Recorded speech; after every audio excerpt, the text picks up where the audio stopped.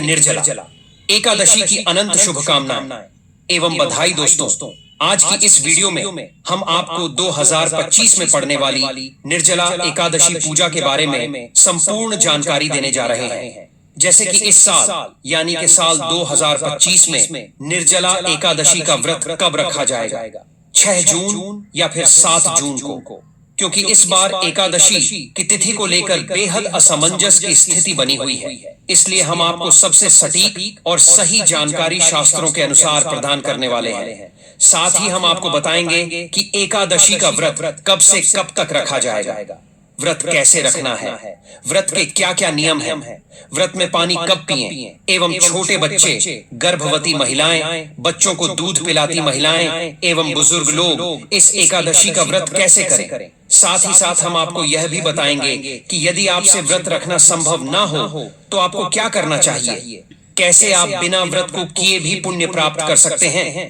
साथ ही व्रत का शुभ मुहूर्त, पारण का समय, पूजा विधि, नियम एवं किस चीज का दान आपको इस दिन करना चाहिए। दान एकादशी तिथि को ही करना है या फिर द्वादशी तिथि को भी कर सकते हैं। इसके अलावा इस दिन पानी से भरे हुए मटके या कलश का दान भी किया जाता है। तो कलश का दान कैसे करें, उसकी विधि क्या है और क्या कुंवारी लड़कियां भी व्रत कर सकती हैं। साथ ही हम ये भी जानेंगे कि व्रत के दौरान यदि पानी पीना ही पड़े तो वो कौन सा तरीका है जिससे आप जल भी ग्रहण कर सकते हैं और आपका व्रत भी खंडित ना हो। यह एक ऐसी वीडियो है जिसमें सारी बातें आप जानेंगे, कहीं कोई और वीडियो देखने की जरूरत बिल्कुल भी नहीं पड़ेगी। तो आप अंत तक वीडियो में बने रहे। लेकिन उससे पहले इस निर्जला एकादशी अपने एवं अपने संपूर्ण परिवार पर भगवान श्री लक्ष्मी नारायण जी की कृपा प्राप्त करने के लिए कमेंट सेक्शन में जय 84 लाख योनियों में भटकने के बाद ही हमें मनुष्य जन्म मिलता है। शास्त्रों में ऐसा वर्णित है कि इन 84 लाख योनियों में भटकने के बाद भी जो लोग निर्जला एकादशी का व्रत नहीं रखते, ऐसे लोग घोर पाप के अधिकारी होते हैं। साथ ही जो भी मनुष्य साल में केवल एक बार इस एक एकादशी का व्रत रखता है, ऐसा मनुष्य सहस्र जन्मों में किए गए पाप कर्मों से मुक्त हो जाते हैं एवं आजीवन सुख भोग कर बैकुंठ धाम को जाते हैं। जो व्यक्ति निर्जला एकादशी का व्रत बड़े नियम से करता है, उसे मरते समय कोई पीड़ा, कोई कष्ट नहीं उठाना पड़ता। इसके अलावा जो भी मनुष्य इस एकादशी के उपवास के साथ यज्ञ हवन करता है, तो उसके चारों तरफ सकारात्मक ऊर्जा का एक अद्भुत संचार होने लगता है एवं तत्काल रूप से व्यक्ति को अपने जीवन में चल रही मुसीबतों से, परेशानियों से छुटकारा मिल जाता है। कई साइंटिफिक रिसर्च में भी पाया गया है कि निर्जला एकादशी का व्रत करने से व्यक्ति के शरीर की सारी अशुद्धियां समाप्त हो जाती हैं। निर्जला एकादशी करने से मनुष्य स्वस्थ निरोगी रहता है, उसे सुंदर कंचन जैसा शरीर मिलता है, उसमें आत्मविश्वास जागृत होता है, उसका मनोबल बढ़ जाता है, दसों दिशाओं में उसकी कीर्ति फैलती है। जो आज के दिन भगवान विष्णु और माता लक्ष्मी को भोग के साथ तुलसी दल अर्पित करता है, तो उसे मरने के बाद अक्षय पुण्य प्राप्त होता है तथा उसे संतान सुख की प्राप्ति होती है। जो मनुष्य रात्रि में जागरण करता है, उसके कई जन्मों के पापों का शमन हो जाता है। जो व्यक्ति एकादशी की रात्रि जागरण में जो भजन करता है, उसे यज्ञ के समान फल मिलता है। दोस्तों, सबसे पहले हम जानते हैं कि कुमारी लड़कियां क्या ये व्रत कर सकती हैं।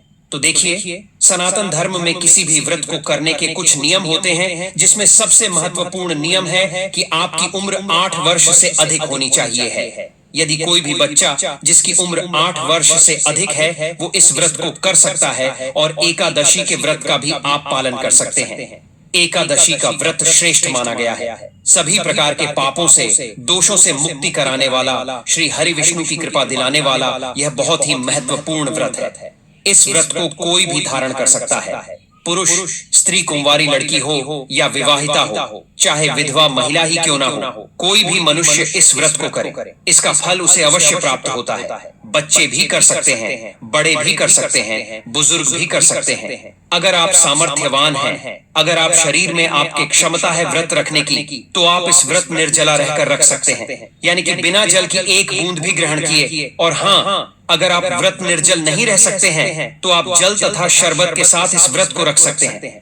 सिर्फ जल भी नहीं ले सकते हैं तो आप फल के साथ भी इस व्रत को कर सकते हैं, यानी कि फलाहार कर सकते हैं। और जो लोग फलाहार से भी व्रत नहीं रह सकते हैं तो आज के दिन यानी कि निर्जला एकादशी की व्रत में शुद्ध सात्विक भोजन मतलब बिना लहसुन प्याज के भी आप भोजन ग्रहण कर सकते हैं। इससे भी आपको पुण्य प्राप्त होगा। एकादशी का व्रत भगवान श्री हरि विष्णु को बहुत प्रिय है। जितना अधिक सामर्थ्य आप में है, जितना आपके शरीर में क्षमता है, उतना प्रयास व्रत को रखने का जरूर कीजिए। पर जोश में आकर जबरदस्ती आप व्रत न करें। जितना आपका शरीर सक्षम है उतना ही करें। अगला जो प्रश्न है, पानी कब और कैसे पीना चाहिए, कब से कब तक निर्जल रहना चाहिए?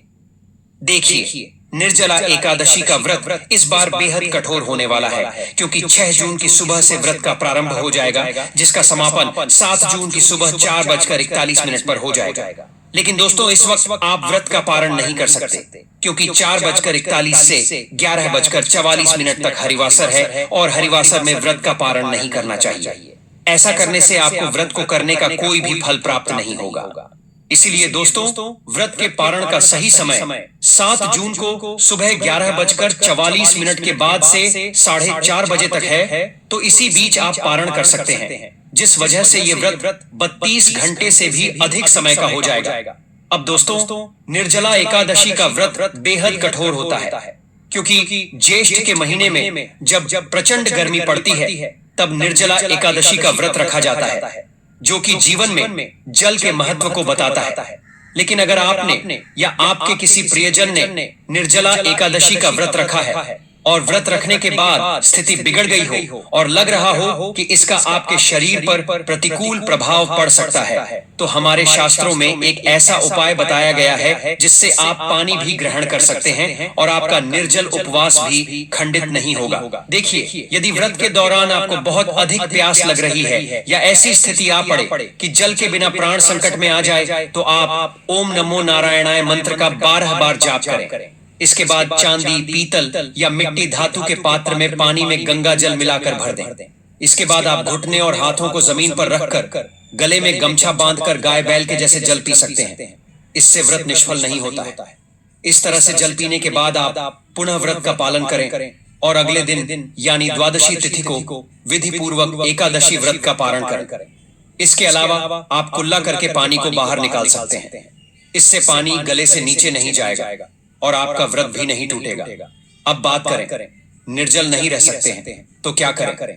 अगर व्रत करना चाहते हैं, हमारे मन में श्रद्धा है कि हम श्री हरि विष्णु का यह व्रत करें, उनकी कृपा हमें भी प्राप्त हो, लेकिन हम निर्जल नहीं रह पाते हैं, तो हमें क्या करना चाहिए? अगर आप निर्जल नहीं रह पाते हैं, जैसे कि कुछ समय कुछ ऐसे भी नियम होते हैं, जैसे कि हम प्रातःकाल ही संकल्प ले लें कि हम आज सूर्योदय से लेकर कल सुबह तक निर्जल ही रहने वाले हैं, तो आपको संकल्प का पालन करना चाहिए और आपको यह नियम पालन करने का पूरा प्रयास करना चाहिए। लेकिन अगर आप व्रत में संकल्प लेते हैं कि हम यथासंभव निर्जल रहने का प्रयास करेंगे, जितनी हमारे शरीर में क्षमता है उतना हम प्रयास करेंगे कि हम निर्जल रह पाए, तो आप प्रयास करें जितनी समय आप निर्जल अधिक से अधिक रह सकते हैं। मान लीजिए आप दोपहर तक रह सकते हैं, निर्जल तो दोपहर तक रहेंगे। दोपहर में फिर श्री हरि विष्णु से प्रार्थना कर लीजिए, पूजा आराधना करके आप जल ग्रहण कर लीजिए। अगर आप नहीं रह पाते हैं और आप चाहे तो शाम तक रह लीजिए, मतलब अपने शरीर की आखिरी क्षमता तक हमें कोशिश करना चाहिए व्रत को पूर्ण करने की।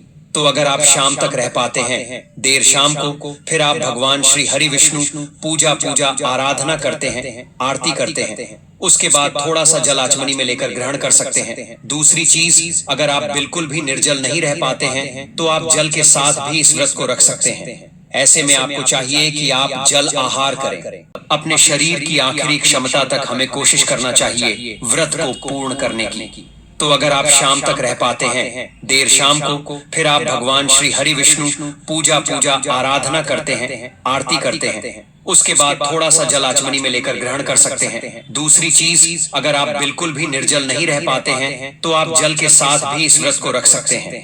ऐसे में आपको चाहिए कि आप जल आहार करें, मतलब आपको फल नहीं लेना है, कोई चीज ऐसे दांतों से चबाकर नहीं खानी है। आप जल के साथ शरबत या घर में बना शुद्ध ताजा जूस भी पी सकते हैं। लेकिन दोस्तों, आपको भूलकर भी चाय या कॉफी नहीं पीनी चाहिए। क्योंकि चाय कॉफी में मौजूद कैफीन की वजह से आपका व्रत खंडित हो जाएगा। इसलिए दोस्तों, आप चाय कॉफी पीने से बचें यदि आप बिल्कुल भी निर्जल नहीं रह पाते हैं। शारीरिक रूप से आप अस्वस्थ हैं तो आप इस तरह से भी व्रत का पालन कर सकते हैं। आप सिर्फ जूस द्वारा, जल द्वारा इस व्रत को कर लीजिए, मतलब जलाहार के द्वारा। अगला जो नियम है कि अगर आप जल से भी सक्षम नहीं है, आपको कुछ ना कुछ खाना जरूरी है। आप शारीरिक रूप से स्वस्थ नहीं है, गैस्ट्रिक की समस्या है या आप दवाइयों पर निर्भर हैं, तो आप फलाहार के द्वारा भी इस व्रत को कर सकते हैं। फल के अलावा अगर आप बुजुर्ग हैं, आप चाहते हैं व्रत का फल आपको मिले, कुछ तो मिले जितना भी हम करेंगे, कम से कम भगवान श्री हरि विष्णु की कृपा कुछ तो हमें प्राप्त हो। तो ऐसे में आपको चाहिए कि आप एक समय अन्न ले लीजिए, या फिर आप भी जो फलाहारी भोजन होते हैं आप उसे ग्रहण करके भी व्रत के नियम का पालन कर सकते हैं।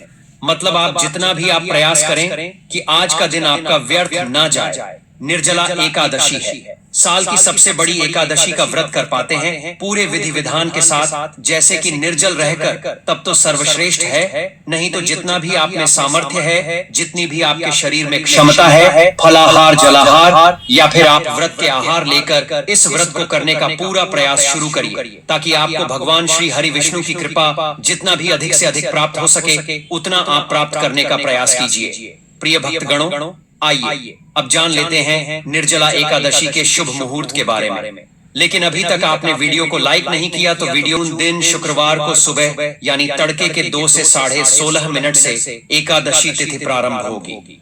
देखा जाए तो यह 5 जून गुरुवार की मध्य रात्रि का समय रहेगा और एकादशी तिथि का समापन होगा 7 जून शनिवार को सुबह 4 से 47:30 मिनट पर, यानी 6 जून शुक्रवार को पूरा दिन ही एकादशी तिथि रहेगी। और इस तरह से अगर देखा जाए तो 5 जून गुरुवार को दशमी तिथि के नियमों का पालन किया जाएगा। चलिए दोस्तों, अब हम जानते हैं निर्जला एकादशी व्रत के नियम क्या है। ध्यान से सुनिए। निर्जला एकादशी के दिन प्रातः ब्रह्म मुहूर्त में उठना चाहिए, स्नान आदि करके गंगा जल से स्नान करना चाहिए, स्वच्छ और साफ वस्त्र पहनना चाहिए। हो सके तो पीला वस्त्र या पीला दुपट्टा गमछा लेकर ही पूजा मंदिर में पधारें। आसन बिछाकर हाथ में जल और पुष्प लेकर पहले एक संकल्प करें कि हे भगवान नारायण, आज मैं आपकी प्रसन्नता के लिए, आपकी प्राप्ति के लिए, आपको प्रसन्न करने के लिए ज्येष्ठ माह के शुक्ल पक्ष के निर्जला एकादशी व्रत कर रहा हूं या कर रही हूं। हे भगवान, हमें अपनी शक्ति, अपनी भक्ति, अपनी असीम अनुकंपा हमें प्रदान करना। आप जैसा व्रत रख रहे हैं, जैसे कि निर्जला व्रत रखेंगे, तो बोलिए कि मैं निर्जल होकर, मतलब बिना पानी पिए इस व्रत को करूंगा। यदि जल पीकर व्रत कर रहे हैं तो जल पीकर करेंगे, या हम फलाहार व्रत करेंगे इस दिन, तो आप बोल दीजिए आज मैं यह व्रत फलाहार के रूप में करूंगा, या जब तक हमारी सामर्थ होगी तब तक हम इस व्रत को बिना जल के रहेंगे, उसके बाद हम जल आदि पी लेंगे। जो भी आप जैसा भी रखना चाहते हो भगवान को मन ही मन आप बोल दीजिए। उसके बाद में जल पुष्प भगवान के पास छोड़ दीजिए। अब भगवान का पूजन जैसे पास जो आपकी सामग्री हो, जल से चंदन, पुष्प, धूप, दीप, मिठाई, फल जो भी हो भगवान को अर्पण कर दीजिए। कोई दक्षिणा भेंट कर दीजिए। और एकादशी पूजन अर्चन वंदन करने के बाद में ज्येष्ठ माह शुक्ल पक्ष निर्जला एकादशी व्रत की व्रत कथा को आपको पढ़ना अथवा सुनना भी जरूर चाहिए। उसके बाद भगवान का सबसे प्रिय मंत्र है ओम नमो भगवते वासुदेवाय। इस मंत्र का आपको जप करना चाहिए, अधिक मात्रा में जप करना चाहिए। जितना आपके पास समय हो उसके बाद भगवान की आरती करें। आपका व्रत शुभारंभ हो जाता है। जैसे आप निर्जला रखते हैं, जल पीकर रखते हैं, फलाहार रखते हैं, जो आपकी सामर्थ्य हो आप वैसे व्रत रखिए। शाम के समय फिर स्नान आदि करके फिर भगवान का पूजन करिए। और रात्रि जागरण का विशेष महत्व है। रात्रि जागरण का एकादशी व्रत में तो यदि आप निर्जल व्रत रखे हुए हैं तो आप बोलेंगे कि यदि हम जागरण करेंगे, भजन गाएंगे तो प्यास भी हमें लगेगी। तो मन ही मन भगवान का आप स्मरण कीजिए, भगवान का जागरण कीजिए, भगवान के मंत्रों का, भगवान के विषयों का चिंतन करिए। और उसके बाद दूसरे दिन फिर स्नान आदि करके पूजन पाठ करके ब्राह्मण के निमित्त सीधा, यानी कि जो आटा, आलू, नमक 51 रुपए या 21 रुपए दक्षिणा निकालकर साथ में रख दीजिए। उसके बाद में व्रत का पारण करिए। व्रत का पारण भगवान के चरणामृत से या भगवान के चरणोदक तुलसी मिश्रित गंगा जल से या मुख में चावल डालकर भी व्रत का पारण कर सकते हैं। जो लोग निर्जला उपवास रखे हैं वो केवल जल पीकर ही व्रत का पारण कर सकते हैं। जो फलाहार रखे हुए हैं उन्हें जो है मुख में चावल डालकर या तुलसी में गंगा जल डालकर पारण कर लेना चाहिए। यही इसका नियम है, यही इसकी विधि है। जो आपकी सामर्थ्य हो वैसे करिएगा। मैं बार बार इसलिए बोल रहा हूं कि आपको दिक्कत ना हो। अपने शरीर से खिलवाड़ मत करिएगा। जो आपकी सामर्थ्य हो वैसे करिएगा, परंतु इस व्रत को अवश्य करिएगा। सभी लोग परिवार के जितने सदस्य हैं सभी व्रत करिएगा। निर्जल रख सकते हैं तो निर्जल करिए, जल पीकर कर सकते हैं तो जल पीकर करिए, नहीं रख सकते हैं तो फलाहार भी रखकर करिए, लेकिन करिए जरूर। जो भी होगा पुण्य आपको भगवान के ऊपर छोड़ दीजिए, वो आपको अवश्य मिलेगा। चलिए दोस्तों, अब हम जान लेते हैं कि इस दिन किन किन वस्तुओं का दान आपको करना चाहिए। देखिए दोस्तों, प्रत्येक एकादशी तिथि के लिए कुछ खास चीजें दान करने के लिए चिन्हित की गई हैं। इसी क्रम में निर्जला एकादशी के दिन मटका पंखा एवं शरबत का दान करना विशेष पुण्यकारी माना गया है। मान्यता है कि जो भी मनुष्य इस पुण्य तिथि में प्रयासों को शीतल जल पिलाता है, शरबत पिलाता है, उसके पास नर रूप से साक्षात श्रीमन नारायण जल ग्रहण करने आते हैं। इसलिए आपको इस दिन जरूरतमंदों के बीच शरबत का दान, ठंडे पानी का दान जरूर करना चाहिए। वहीं अगर आपका सामर्थ्य है तो आप प्यायु का भी निर्माण करवा सकते हैं। पर यदि इनमें से कुछ भी ना कर पाए तो किसी भी मंदिर के पुजारी जी को एक मटका तो अवश्य दान करें। साथ ही साथ दोस्तों, निर्जला एकादशी पर किसी जरूरतमंद को पीले वस्त्र अवश्य दान करें। एकादशी तिथि के दिन वस्त्र का दान करने से व्यक्ति को विशेष पुण्य की प्राप्ति होती है एवं कुंडली में बृहस्पति का भाव प्रबल हो जाता है, जिस वजह से व्यक्ति को भगवान श्री हरि विष्णु एवं माता लक्ष्मी की विशेष कृपा प्राप्त होती है। साथ ही साथ यदि आपके पैसों में बरकत नहीं हो रही है, व्यापार यदि आपका अच्छा नहीं, कि निर्जला एकादशी के दिन दान पुण्य करना अच्छा माना जाता है, लेकिन इस दिन कुछ चीजों का दान करना शुभ नहीं माना जाता है। जो व्रत नहीं रख सकते हैं तो उन्हें भूल कर भी इस दिन बैगन की सब्जी, चावल, मसूर की दाल, मूली, प्याज, लहसुन, शलजम, गोभी और सेम का सेवन नहीं करना चाहिए, क्योंकि दोस्तों एकादशी तिथि में इन सभी चीजों को खाना इनमें तमोगुण होने के कारण मांस को खाने के बराबर है। शास्त्रानुसार इस दिन तो आपको इन सभी चीजों को खाना तो दूर, स्पर्श भी नहीं करना चाहिए।